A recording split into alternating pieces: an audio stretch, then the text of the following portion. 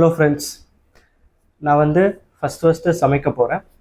So அந்த சமைக்கிறதுக்கு என்னெல்லாம் தேவைன்றது உங்களை மாதிரி ஒரு யூடியூப் வீடியோவில் பார்த்து கற்றுக்கிட்டேன். ஃபஸ்ட்டு தேவையான விஷயம் ஒரு குக்கர்.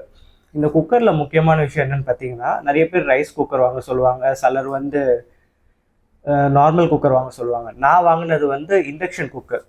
இண்டக்ஷன் குக்கரே வந்து நம்ம இண்டக்ஷன் ஸ்டவ்லையும் வைக்கலாம், கேஸ் ஸ்டவ்லையும் வைக்கலாம். பட் நான் வந்து இண்டக்ஷன் ஸ்டவ்வில் மட்டும்தான் வைக்க போகிறேன். நான் வாங்கின குக்கர் வந்து ப்ரெஸ்டீஜ் பாப்புலர் ஸ்டெயின்லெஸ் ஸ்டீல் ஸ்வட்ச்னு ஒன்று. இந்த குக்கரை பற்றி நான் உங்களுக்கு சொல்லிடுறேன். சொல்கிறதுக்கு நான் ஃபோனை கையில் எடுத்துகிட்டு வந்து சொல்கிறேன். ஸோ நான் வாங்கின குக்கர் வந்து ப்ரெஸ்டீஜ் பாப்புலர் ஸ்டெயின்லெஸ் ஸ்டீல் ஸ்வட்ச் குக்கர்.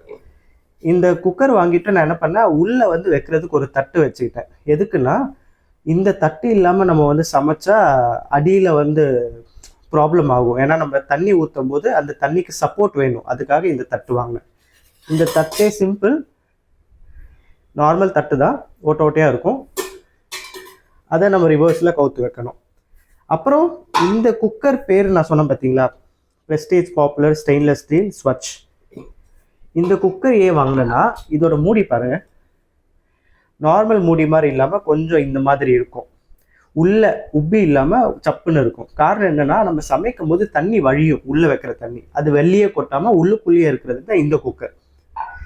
இப்போ சமைக்கிறதுக்கு நான் ஃபஸ்ட்டு சமைக்க கற்றுக்கிட்டது வந்து சாதம் எப்படி வைக்கணும், அதுக்கப்புறம் பருப்பு எப்படி வைக்கணும்.